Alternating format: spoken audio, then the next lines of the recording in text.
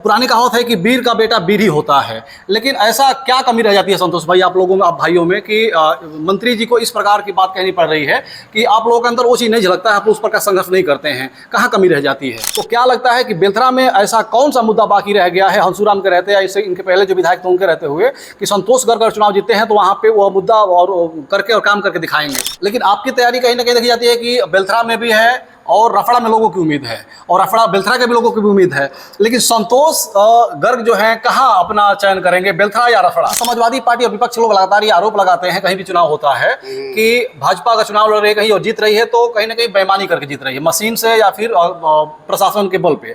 आपको क्या लगता है कि अगर वहाँ पे लड़ाई आपकी रहेगी, जैसे बता रहे हैं कि अगर भाजपा ही से लड़ाई रहेगी, तो क्या लग रहा है कि मशीन के बल पर हम लड़ाई रहेगी या फिर जनता का रुझान कहीं ना कहीं भाजपा की ओर भी उतना ही है? नमस्कार, मैं हूं कमलेश और आप देख रहे हैं आधुनिक भारत न्यूज। दोस्तों, आज 16 तारीख है, 16 जुलाई, और 16 जुलाई को बलिया के राजनीति के एक बहुत ही बड़े नेता स्वर्गीय घूराराम जी की पुण्यतिथि है, और पुण्यतिथि के उपलक्ष्य में आज उनके जो बेटे हैं संतोष गर्ग जी और जो आदित्य गर्ग जी, अभय कौशल जी, तमाम लोग मिलकर के आज पुण्यतिथि पे एक विशाल कार्यक्रम करा करके उनको जानने वाले और चाहने वाले लोग हैं सबको बुला करके एक भव्य श्रद्धांजलि सभा मनाई गई। और ऐसे में मुझे लगा कि आज संतोष भाई से कुछ जानना चाहिए कि पिताजी के इस दुनिया से गए हुए लगभग 6 वर्ष हो गए, छठी पुण्यतिथि थी उनकी, और उनकी कमी कितनी खलती है संतोष भाई को, और परिवार को लेकर के भी और राजनीति को लेकर के भी। स्वागत है आपका। पहले तो मैं अपना परिचय बताऊं, मैं डॉक्टर संतोष कुमार, पुत्र स्वर्गीय घूराराम जी। ये आज मेरे पिताजी स्वर्गीय घूराराम जी और मेरे चाचा स्वर्गीय सुभाष राम जी की पुण्यतिथि थी। कमलेश भी आपने पूछा कि पारिवारिक और राजनीतिक, मैं पहले पारिवारिक में बताऊं। देखिए, जैसे कि हमारे आज कार्यक्रम तो काफ़ी वक्ताओं ने बताया कि अपने संबोधन के माध्यम से कि पिताजी के सपने थे, बहुत सारे सपने थे, और वो असमय चले गए, जो कि इसकी कल्पना हम लोग भी नहीं किए थे, आना परिवार किया था, और कोई बहुत उम्र भी नहीं थी। वो असमय चले जाने की वजह से उनकी कमियां हर जगह खलती हैं। एक छोटा सा मैं आपको उदाहरण दे रहा हूं। जैसे मैं समाजवादी पार्टी में हूं, तो ऐसी आलोचना मैं नहीं कर रहा हूं, मैंने अपने परिवार की वेदना मैं कह रहा हूं। जैसे मान लीजिए कि माननीय सदस्य जी लोग हैं, विधायक जी, मंत्री, तमाम लोग हैं, जब अपने बेटे को लेकर के माननीय से मिलवाने लेकर चले जाएं या फिर किसी अच्छे जगह लेकर के चले जाएं, तो उस समय कमी तो खलती है। ये कमी खलती, काश मेरे पिताजी भी रहते तो हमको भी उस मुकाम तक लेकर के जाते। तो ये पारिवारिक कमी रही। राजनीतिक, जैसे कि हर किसी के मन में चाहे दुख हो सुख हो, जब इस तरह की बातें आती हैं तो सबको पापा चाहे चाचा याद आते हैं। रहा राजनीतिक बात, तो जैसे कि उनकी भी एक सोच थी कि हम, मतलब अपनी मैं थोड़ी पारिवारिक बात मैं कहना चाहूँगा। उनकी सोच थी कि हम जब तक हम हैं, हमारे बेटे जब राजनीति में आ गए तो हमारे रहते हुए उस मुकाम तक पहुँच सके कि जब हम लोग थे, चाहे मैंने रहते हुए सोच रहे थे कि हम लोग रह करके लोगों की पीड़ा को सुनते हैं, मदद करते हैं, दुख दर्द में सबका हम लोग सहयोग करते हैं, तो उस मुकाम तक अपने बेटों को ही पहुंचा दें, ये लोग भी हर किसी के दुख सुख में शामिल हो सके। तो ये सब चीज़ें हैं। एक बहुत बड़ी बात आपने कहा संतोष भाई कि पिताजी जब थे, और कमी ये खलती है कि अगर होते हो तो हमें किसी का सोचना नहीं पड़ता कि हमको माननीय से कौन लाकर मिलवाए, हम लोग अपने परिवार को लेकर मिलवाते हैं, और हम लोग को कमी खलती है।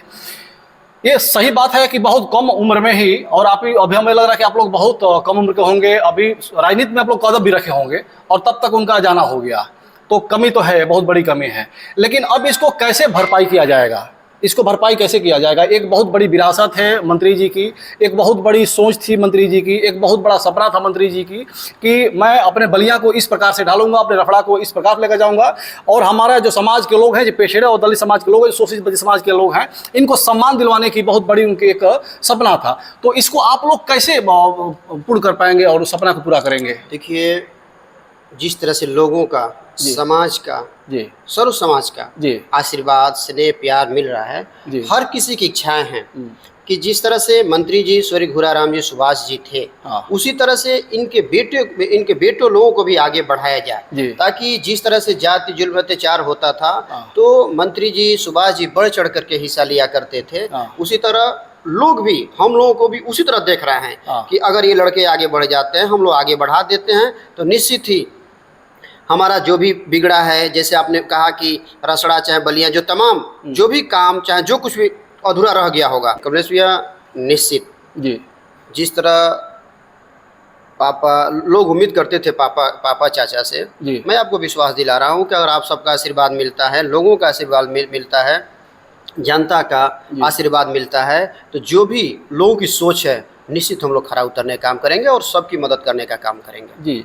जनता अगर आपके साथ होती है तो उस सपना को पूरा करने का काम करेंगे, उनका सहयोग करने का काम करेंगे। लेकिन मैं एक चीज़ और जानना चाहूँगा संतोष भाई, कि जो आपके पार्टी के लोग हैं, जो आपके पार्टी के नेता हैं, सिर्फ नेता है बलिया के वर्तमान के या फिर प्रदेश के, किस प्रकार से सहयोग आपका करते हैं? आपके पिताजी के न रहते हुए आपका सहयोग किस प्रकार से पेश करते हैं, या सिर्फ एक सांत्वना देकर के, आश्वासन देकर के लोग छोड़ देते हैं? नहीं, ऐसा नहीं है। हमारा पार्टी नेतृत्व चाहे प्रदेश स्तर का हो, जिले स्तर का हो, विधानसभा स्तर के, सारे लोग मदद करते हैं जी। और सबकी हार्दिक इच्छा होती है, क्योंकि मेरे पिताजी पहले हम लोग करीब 5-6 साल पहले बहुजन समाज पार्टी में थे, तो बहुजन समाज पार्टी में रहते हुए भी पापा सबकी मदद किया करते थे, सबका सहयोग करते थे, सबसे मित्रवत उनका व्यवहार था। तो इसलिए सारे लोग चाहते हैं कि इस परिवार को आगे बढ़ा दिया जाए, इन बच्चों को आगे बढ़ा दिया जाए, तो भैया सबका सहयोग रहता है, सबका सहयोग रहता सबका है। सहयोग रहता है। आज आपके कार्यक्रम में माननीय मंत्री जी के श्रद्धांजलि सभा में पूर्व मंत्री अंबिका चौधरी जी भी आए थे, और उन्होंने एक बहुत बड़ी बात कही कि जब घुराराम जी थे तो उनका एक अलग मिशन था, उनका जो संघर्ष था उसको देख करके लगता था कि नेता ऐसा होना चाहिए, कार्यकर्ता और समाज सेवी ऐसा होना चाहिए। लेकिन आज के डेट में इस प्रकार का कोई, जो घुराराम जी का जो संघर्ष था, उस तरह का संघर्ष करने वाला कोई नेता नहीं बचा हुआ है। उन्होंने साफ शब्दों में भी कहा कि मैं एक परिवार के नाते आपसे भी कहना चाहूँगा, आप लोगों से भी कहना चाहूँगा कि आप लोगों के अंदर भी वो जो संघर्ष है नहीं झलकता है और नहीं कर पाए यहाँ पर आज लोग। देखिए भैया, वो हमारे गार्जियन हैं और हमको हर समय मार्गदर्शन देने का काम करते हैं। जी। जहाँ भी मिलते हैं तो कहते हैं कि एज ए गार्जियन के रूप में हम आपको समझा रहे हैं कि आप जिस तरह से मंत्री जी रहा करते थे, लोगों की मदद किया करते थे, जैसे माननीय मंत्री जी अंबिका चौधरी ने एक बात कही जी। कि हम लोग केवल ज्ञापन देने से लड़ाई नहीं लड़ सकते हैं, उसकी लड़ाई लड़नी पड़ेगी। जी। माननीय जी ने बात कहा था। जी। तो क्योंकि माननीय मंत्री जी अंबिका चौधरी जी और पापा दोनों मित्र रहे हैं, और ये सत्य है कि माननीय मंत्री अंबिका चौधरी जी भी जहाँ भी ज़रूरत पड़ी ये मदद करने का काम किया, और पापा भी सदन से लेकर के तमाम जगह दोनों लोग मिल करके आपस में एक दूसरे सहयोग की भावना रखा है। इसी वजह से उन्होंने कहा, क्यों देखिए मेरे पिताजी का संघर्ष बचपन से ही जुझारू रहा है और वो जीरो से उठे हैं, तो ये लोग उनके संघर्ष को उन्होंने देखा है। एक जीरो से उठ करके इस समाज में पैदा हो करके जो इस मुकाम तक पहुंचा है, तो वो लोग जिस तरह से पापा को देखते दूसरा हम लोग को भी देखने का वो लोग काम कर रहे हैं। इसीलिए हमको समझाने का, हमारे परिवार को समझाने का, हमारे भाई लोग समझाने का काम करते हैं कि जिस तरह से मंत्री जी रहा करते थे, लोगों की मदद करते थे, बढ़ चढ़ के हिस्सा लिया करते थे, ये चीज़ उन्होंने बताने का काम किया। एक पुरानी कहावत है कि वीर का बेटा वीर ही होता है, लेकिन ऐसा क्या कमी रह जाती है संतोष भाई आप लोगों में, आप भाइयों में, कि मंत्री जी को इस प्रकार की बात कहनी पड़ रही है कि आप लोगों के अंदर वो चीज़ नहीं झलकता है, आप उस प्रकार संघर्ष नहीं करते हैं? कहाँ कमी रह जाती है? देखिए, थोड़ा सा ऐसा नहीं है जी। आपने सही कहा, वीर का बेटा वीर ही होता है, हम लोग वीर हैं। अभी आप कुछ दिन पहले देखे भी होंगे कि चिलिकहर में मर्डर हो गया, सांवरा में मर्डर हो गया, तो हम सब बढ़ चढ़ के हिस्सा लिए, जिसकी वजह से अपराधी बौखला गए। बौखलाने की वजह से उन लोगों ने धमकियाँ देना शुरू कर दिया। तो ऐसा नहीं है, हम लोग बढ़ चढ़ हिस्सा हर जगह लेते हैं, बशर्ते एक वक्ता ने कहा, अब जो मैं नाम लेना चाहता हूँ, कि थोड़ी सी अगर लोगों का आशीर्वाद रहा, प्यार मिला, स्नेह मिला, तो अगर थोड़ा सा मिलता है उस मुकाम तक हम लोग पहुँचते हैं, तो ये जो जिस तरह सरकार चल रही है इतना आसान नहीं है उसे लड़ना। उसके लिए थोड़ा सा मजबूती भी होना पड़ेगा। तो लोगों का आशीर्वाद मिला, सहयोग मिला, तो निश्चित हम लोग को काम भी करने का काम करेंगे। जी। आशीर्वाद की बात करें तो 2027 का चुनाव काफ़ी नज़दीक है, और सारी चर्चाएं अब यही हैं कि जो अगर रफड़ा में कोई जो वर्तमान विधायक उमाशंकर सिंह जी हैं इनको कोई हरा सकता है, तो सिर्फ घूराराम के परिवार के ही बस की बात है या उनके बेटों की बस की बात है कि यहाँ पे उमाशंकर सिंह जी को कोई हरा सकता है, बाकी दूसरे की बस की बात नहीं है। समाजवादी पार्टी से अगर टिकट मिलता है आपको और आपके परिवार किसी को भी, तो यहाँ पे उमाशंकर सिंह को हरा पाना पॉसिबल है, बाकी अन्यथा नहीं। देखिए, एक तो लोगों का आशीर्वाद है, लोग किस नज़रिए से हमें देखते हैं, कितना चाहते हैं, ये चीज़ तो आप मीडिया बंधु हैं, आप लोग भी घूम रहे होंगे, देख रहे होंगे। और रहा इस तरह की बात, तो राष्ट्रीय नेतृत्व अगर हमारे पर, हम तो भाई बेलथरा से तैयारी कर रहे हैं, अगर राष्ट्रीय नेतृत्व हमारे परिवार को आशीर्वाद देता है तो निश्चित लड़ाई लड़ी जाएगी। बाकी तो जनता है जो फैसला करेगा, हर कोई मानेगा। लेकिन आपकी तैयारी कहीं ना कहीं देखी जाती है कि बेलथरा में भी है और रफड़ा में लोगों की उम्मीद है, और रफड़ा बेलथरा के भी लोगों की भी उम्मीद है, लेकिन संतोष गर्ग जो है कहाँ अपना चयन करेंगे, बेलथरा या रफड़ा? अभी तो हम बेलथरा ही चयन कर रहे हैं, बेलथरा ही चयन करेंगे। हाँ, अभी तो बेलथरा ही करेंगे। अच्छा। बाकी हमारा परिवार भी यहाँ लगा हुआ है, यहाँ पर हमारे प्रमुख जी लगे हुए हैं। अगर माननीय जी का आशीर्वाद रहा तो हम दोनों सीट पर लड़ेंगे, वो आशीर्वाद रहा तो। अब बाकी अगर वो कहेंगे कि नहीं जिसको भी टिकट देंगे सहयोग को, तो सहयोग करने का काम करेंगे। अच्छा, सहयोग करने का काम करेंगे। और अगर मान्य जी का कहना हुआ कि सिर्फ आपको, आपके परिवार को एक टिकट मिलेगा और आपको रफड़ा लड़ना है, बेलथरा नहीं लड़ना है, बेलथरा सब किसी और को लड़ाएंगे, पहले जो भविष्य की बातें देखा जाएगा वो तो बात की बात है। अच्छा। पर अभी हम बेलथरा से तैयारी कर रहे हैं। और देखिए, मैं तो कहता हूँ मेरा राष्ट्रीय नेतृत्व अगर रसड़ा, बेलथरा या कहीं भी लड़ाए, मैं तो लड़ने के लिए तैयार हूँ। अगर लड़ाता है तो मैं तो खुलेआम कहता हूँ कि भाई हमारा राष्ट्रीय नेतृत्व अगर कह देख रहे संतोष में लखनऊ से लड़ना है, मैं लखनऊ से लड़ने के लिए तैयार हूँ। ये तो राष्ट्रीय नेतृत्व का फैसला होगा ना, पर अभी हमारी तैयारी बेलथरा से है। अच्छा। और राष्ट्रीय नेतृत्व का मामला है, जहाँ लड़ाएगी भाई हम लोग कहीं भी लड़ा दे, हम लोग पीछे हटने वाले नहीं है। ऐसा नहीं है कि नहीं हम तैयारी बेलथरा से कर रहे हैं और मानी जी कह दे संतोष तुम यहाँ से लड़ो। अरे हम उसी लिए हम लड़ाई लड़ने के लिए तो पार्टी में हैं, बिल्कुल लड़ाई लड़ेंगे हम। तो मानी जी जहाँ से भी आशीर्वाद देंगे हम निश्चित लड़ने का काम करेंगे। बाकी हमारी तैयारी बेलथरा से भी है। तो बेलथरा से क्या लग रहा है, किससे लड़ाई रहेगी आपकी?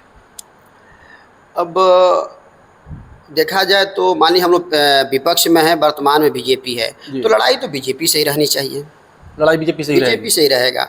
आप मानते हैं कि लड़ाई रहेगी वहाँ पे? नहीं, लड़ाई देखिए हम लड़ेंगे तो लड़ाई उतनी नहीं रहेगी। पर भाई जब सरकार में हम लोग विपक्ष में लड़ाई तो लड़ाई तो रहेगी। अच्छा, समाजवादी पार्टी और विपक्ष लोग लगातार ये आरोप लगाते हैं कहीं भी चुनाव होता है कि भाजपा का चुनाव लड़ रही है कहीं और जीत रही है तो कहीं ना कहीं बेईमानी करके जीत रही है, मशीन से या फिर प्रशासन के बल पे।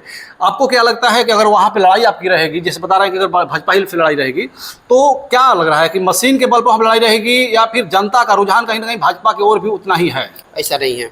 जनता का रुझान देखा 2022 में भी और आज भी समाजवादी पार्टी की तरफ था जी।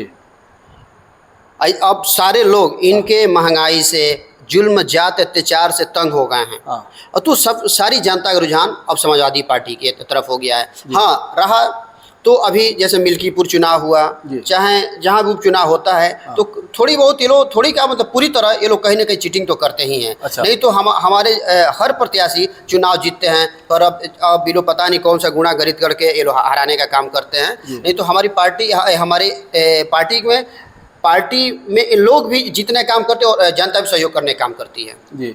बेलथरा में लगातार आप घूमते रहते हैं और पिछली बार भी तैयारी किए थे, पिछली बार भी टिकट मांगे थे, नहीं मिल पाया था, तो क्या लगता है कि बेलथरा में ऐसा कौन सा मुद्दा बाकी रह गया है हंसूराम के रहते या इससे इनके पहले जो विधायक थे उनके रहते हुए, कि संतोष गर्ग चुनाव जीते हैं तो वहाँ पे वो मुद्दा और करके और काम करके दिखाएंगे?